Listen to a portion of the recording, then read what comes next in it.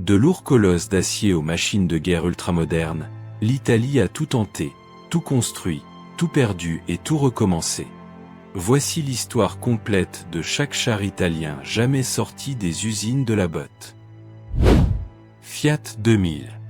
Le Fiat 2000 était un titan d'acier sorti tout droit de la Première Guerre mondiale. Pesant près de 40 tonnes, il représentait l'une des machines blindées les plus imposantes de son époque. Armé d'un canon de 65 mm et de 7 mitrailleuses, il pouvait théoriquement dominer n'importe quel champ de bataille de 1918. Seuls 2 exemplaires furent jamais construits, ce qui en fait une rareté absolue. Malgré sa puissance brute, sa lenteur extrême limitait considérablement son efficacité au combat réel. Fiat 3000 modèle 21.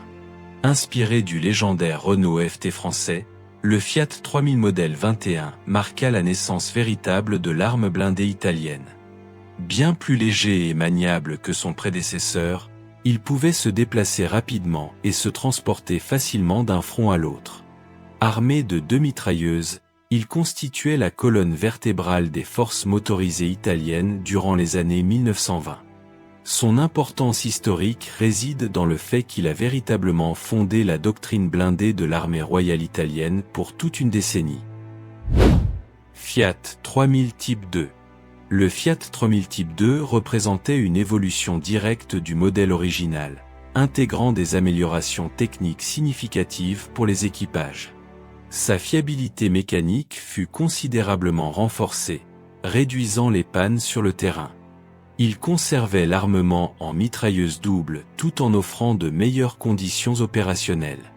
Ce char demeura le standard de référence pour les unités légères italiennes pendant toute la décennie des années 1920, formant des générations de blindistes qui allaient plus tard servir dans les conflits suivants avec une expérience solide acquise sur cette plateforme.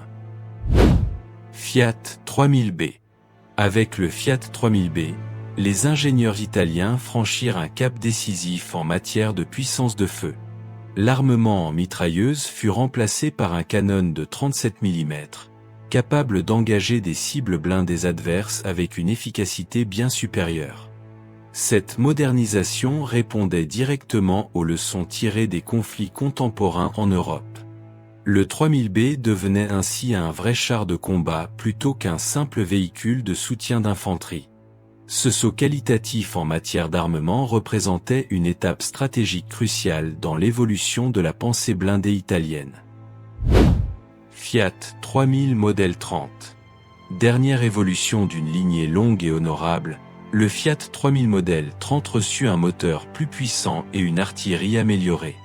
Bien qu'il commençât à accuser son âge face aux nouvelles conceptions européennes, il continua de servir fidèlement dans les rangs de l'armée italienne bien après que des véhicules plus modernes eurent fait leur apparition. Sa longévité opérationnelle témoignait autant de la confiance des soldats en ce char que des contraintes budgétaires qui empêchaient un remplacement rapide et intégral de tout le parc blindé national. CV-29. Le CV-29 marqua un tournant conceptuel majeur dans la pensée blindée italienne. Directement inspiré des tankettes britanniques Cardan Lloyd, ce minuscule véhicule à 2 hommes fut conçu pour la reconnaissance et la liaison plutôt que pour le combat frontal. Trop léger pour affronter de véritables chars ennemis, il servit néanmoins de laboratoire vivant pour tester de nouvelles tactiques d'emploi des blindés légers. Son véritable héritage fut d'ouvrir la voie à toute une famille de tankettes qui allait définir l'identité blindée italienne des années 1930. L3/33. La L3/33 devint l'épine dorsale de l'arme blindée italienne pendant une décennie entière. Incroyablement compacte, cette tankette à 2 hommes misait sur sa faible silhouette et sa vitesse pour survivre en opération. Déployée massivement en Éthiopie, en Espagne et en Libye, elle accumula une expérience de combat sans équivalent dans l'armée italienne. Mais sa vulnérabilité face aux armes légères ennemies révélait déjà les limites d'une doctrine fondée sur des véhicules ultra-légers dans des conflits qui exigeaient désormais une protection et une puissance de feu bien supérieures. L3/35. Version légèrement améliorée de la tankette emblématique, La L3/35 incorporait des perfectionnements mécaniques discrets mais utiles ainsi qu'un blindage légèrement renforcé. Elle participa à pratiquement tous les conflits dans lesquels l'Italie s'engagea au cours des années 1930, du désert africain aux collines espagnoles. Bien que ses performances restassent modestes face aux standards montants de l'époque, sa robustesse et sa simplicité d'entretien en faisaient un choix pragmatique pour une armée qui manquait chroniquement de ressources industrielles suffisantes pour produire des engins véritablement modernes en quantité adéquate. L3/38. La L3/38 représenta le champ du cygne de toute la famille des tankettes italiennes. Dotée d'une suspension améliorée et d'une mitrailleuse lourde, elle tentait de combler des lacunes qui étaient devenues criantes sur les champs de bataille modernes.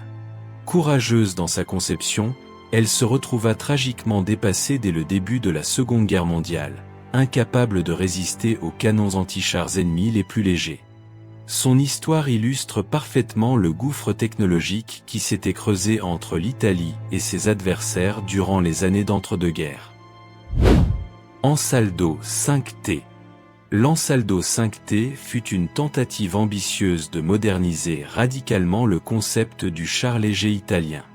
Ce prototype intégrait une disposition de tourelle innovante censée offrir un meilleur arc de tir tout en maintenant un profil réduit sur le terrain. Conçu pour des missions de reconnaissance avancée, il cherchait à dépasser les limites criantes des tankettes existantes. Mais le projet n'atteignit jamais la production en série, victime des priorités budgétaires et industrielles d'une Italie qui peinait à financer simultanément plusieurs programmes blindés concurrents dans un contexte économique difficile. Ansaldo 9T. L'Ansaldo 9T représentait une vision audacieuse, cherchant à combler le vide entre chars légers et chars moyens dans la doctrine italienne. Plus lourd et mieux armé que les tankettes précédentes, il était censé apporter une puissance de feu et une protection supérieure aux formations blindées.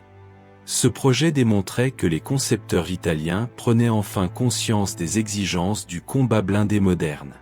Bien qu'il ne soit jamais entré en production, l'Ansaldo 9T fut un signal clair que l'Italie cherchait à changer de philosophie et à concevoir des engins capables d'affronter de vrais adversaires.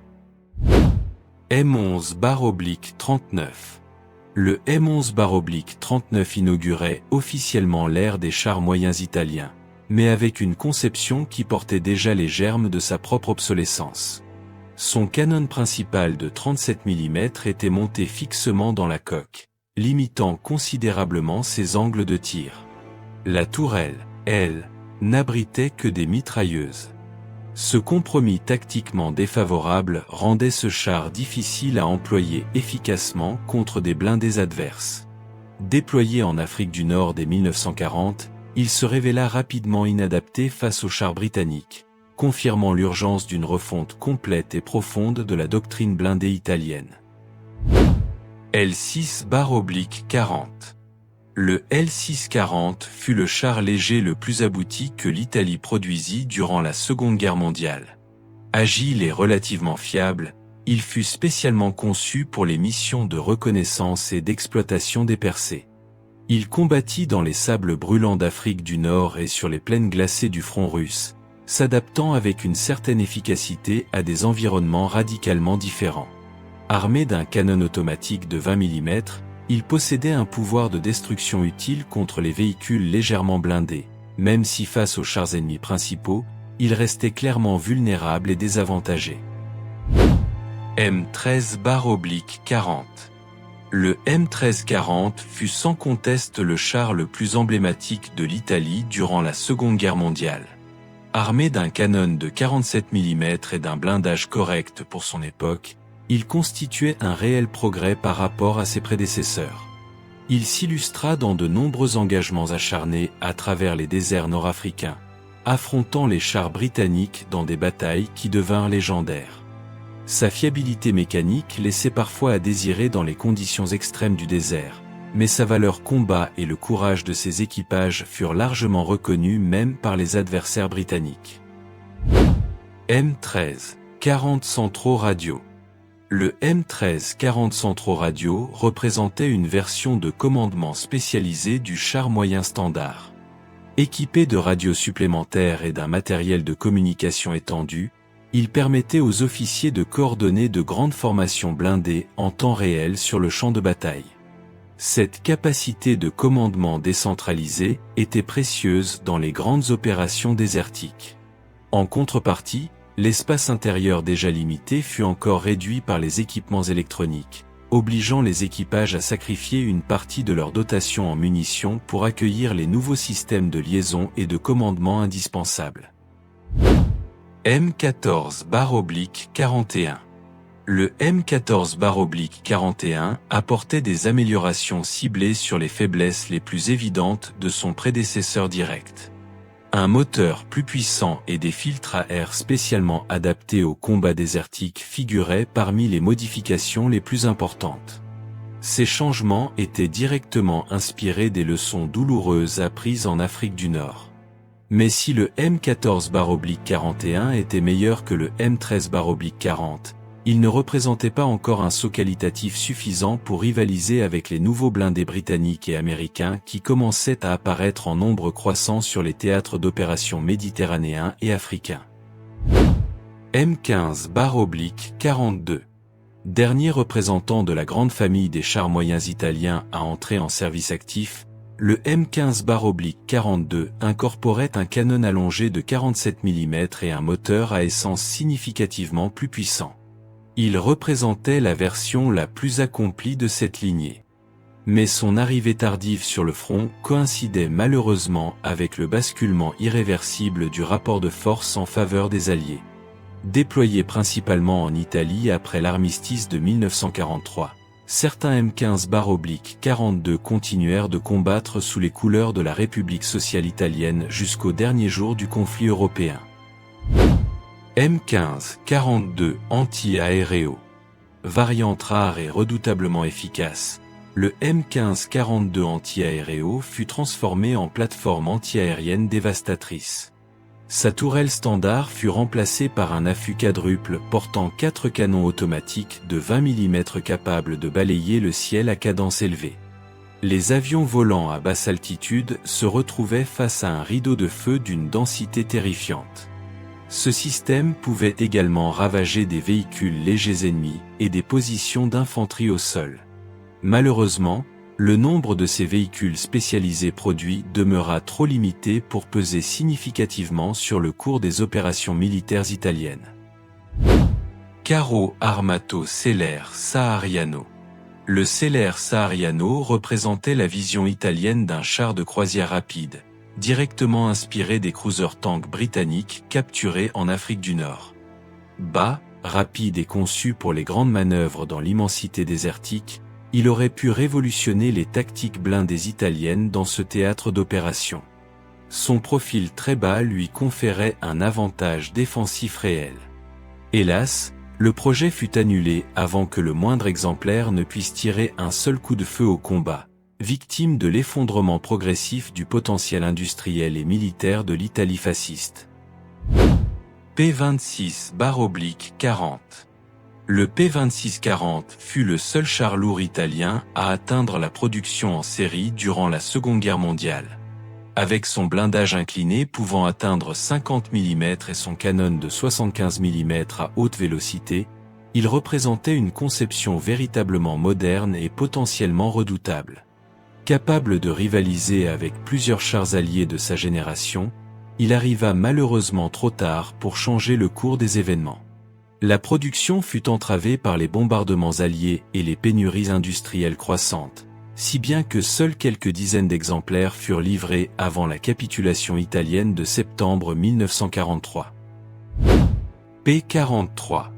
Le P-43 ne dépassa jamais le stade des plans et des maquettes à échelle réduite, mais il révèle l'ambition extraordinaire que nourrissaient les concepteurs italiens pour l'avenir de leur arme blindée. Prévu pour surpasser le P-26/40 en matière de protection et de puissance de feu, il aurait constitué un adversaire sérieux pour les meilleurs chars alliés. Son existence démontre que les ingénieurs italiens avaient parfaitement compris les exigences du combat blindé moderne, mais que les contraintes industrielles et stratégiques de l'Italie rendaient sa réalisation techniquement et logistiquement impossible dans le contexte de la guerre. P-43 bis. Variante encore plus ambitieuse du projet P-43, le P-43 bis était conçu pour recevoir un canon de 90 mm d'une puissance de pénétration exceptionnelle. Si ce char avait été construit et déployé en nombre suffisant, il aurait théoriquement pu menacer les meilleures productions blindées soviétiques et alliées de la fin de la guerre. Ce projet illustre la capacité intellectuelle des ingénieurs italiens à concevoir des systèmes d'armes de première classe, constamment bridés par les réalités économiques, industrielles et stratégiques d'une Italie incapable de transformer ses idées brillantes en production de masse suffisante et en temps voulu. Leon, char de bataille principal. Le Leon représentait un projet de coopération fascinant entre l'Italie et l'Allemagne de l'Ouest dans le contexte de la guerre froide naissante. Combinant les préférences italiennes en matière de conception avec la technologie mécanique allemande éprouvée, ce programme conjoint visait à doter les deux nations d'un char de bataille moderne et compétitif face à la menace soviétique. Bien que le projet n'ait pas abouti à un char opérationnel pleinement développé, le Leon constituait une étape formatrice et indispensable sur le long chemin qui mènerait l'Italie vers la production de son propre char national souverain. OF-40 Mark I. l'OF-40 Mark I fut une aventure industrielle entièrement privée, conçue exclusivement pour conquérir les marchés d'exportation internationaux. Partageant de nombreux éléments technologiques avec le Léopard 1 allemand, il bénéficiait d'une base mécanique solide et prouvée. Son système de conduite de tir moderne et son canon principal de 105 mm en faisaient un choix compétitif pour les armées cherchant un blindé performant et abordable. Vendu notamment aux Émirats arabes unis, l'OF-40 démontra que l'industrie de défense italienne pouvait produire et commercialiser des chars de combat modernes directement concurrentiels sur la scène internationale exigeante. OF-40M1. l'OF-40M1 portait la conception exportable à un niveau de sophistication supérieur grâce à l'intégration d'un système de stabilisation de canon entièrement nouveau. Cette amélioration décisive permettait au char de maintenir une précision de tir remarquable même en déplacement à vitesse élevée sur terrain accidenté, une capacité longtemps absente des blindés italiens. Cette montée en puissance technologique représentait un avantage tactique concret et mesurable dans les engagements blindés modernes. l'OF-40M1 confirmait définitivement les ambitions exportatrices de l'industrie italienne de défense et sa capacité à innover pour rester compétitive face aux meilleurs constructeurs mondiaux. C1-390, char léger. Le C1-390 incarnait une philosophie radicalement différente, priorité absolue à la mobilité et à la légèreté plutôt qu'à la protection. Ce véhicule blindé léger emportait un canon de 90 mm dans un châssis extrêmement compact, offrant une puissance de frappe surprenante pour sa catégorie de poids. Spécialement conçu pour les opérations de réponse rapide et les manœuvres de flanquement, il pouvait se déployer et se repositionner beaucoup plus vite que les chars lourds conventionnels. Sa légèreté facilitait également son transport aérien stratégique, une qualité précieuse pour les forces d'intervention rapide projetées loin des frontières nationales. C1 Harriet, pré-production. Les exemplaires de pré-production du C1 Harriet jouèrent un rôle fondamental dans la mise au point final de ce qui allait devenir le fleuron de l'arme blindée italienne moderne. Ces véhicules prototypes servirent de banc d'essai exhaustif pour tous les systèmes électroniques avancés, les équipements optiques et les solutions de protection intégrées dans la conception finale. Des mois de tests intensifs en conditions réelles permirent d'identifier et de corriger les défauts avant le lancement de la production en série. Ce processus rigoureux garantissait que le char opérationnel serait fiable, performant et prêt pour les exigences du combat moderne dès sa livraison aux premières unités. C1 Harriet. L'Harriet est le char de bataille principal de l'Italie contemporaine, représentant l'aboutissement de plus d'un siècle d'expérience blindée nationale accumulée. Armé d'un canon rayé de 120 mm, protégé par un blindage composite avancé et équipé d'un système de conduite de tir numérique de première génération, il constitue un adversaire sérieux sur n'importe quel champ de bataille moderne. L'Harriet a participé à plusieurs missions internationales sous les auspices de l'OTAN, prouvant sa fiabilité opérationnelle en conditions réelles. Il demeure la pièce maîtresse de la puissance de combat terrestre des forces armées italiennes dans un contexte géostratégique en constante évolution. Ariete PSO.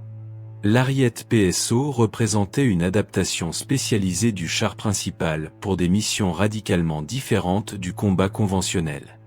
Optimisé pour les opérations de soutien à la paix et les interventions en milieu urbain complexe, il bénéficiait d'une protection renforcée contre les mines terrestres, les engins explosifs improvisés et les lance-roquettes portables utilisés par les groupes armés irréguliers. Cette version démontrait la flexibilité stratégique de la plateforme Ariete et la capacité de l'armée italienne à adapter ses blindés aux réalités changeantes des opérations militaires modernes, bien éloignées des grandes batailles de chars des conflits du XXe siècle. Ariete AMV. L'Ariete AMV constitue la modernisation la plus récente et la plus complète du char de bataille principal italien. Un moteur substantiellement plus puissant, des systèmes électroniques entièrement numérisés et des capteurs de nouvelle génération transforment en profondeur les capacités opérationnelles de ce blindé vétéran. Cette mise à niveau garantit que l'Ariete reste pleinement compétitif face aux menaces contemporaines les plus sophistiquées sur le champ de bataille du XXIe siècle. L'Ariete AMV témoigne de la volonté italienne de maintenir une capacité blindée nationale souveraine, pertinente et technologiquement à la pointe dans un environnement de sécurité mondiale de plus en plus complexe et imprévisible. Quel char italien vous a le plus surpris dans cette liste? Dites-le en commentaire et si vous pensez qu'on en a oublié un, c'est le moment de le mentionner.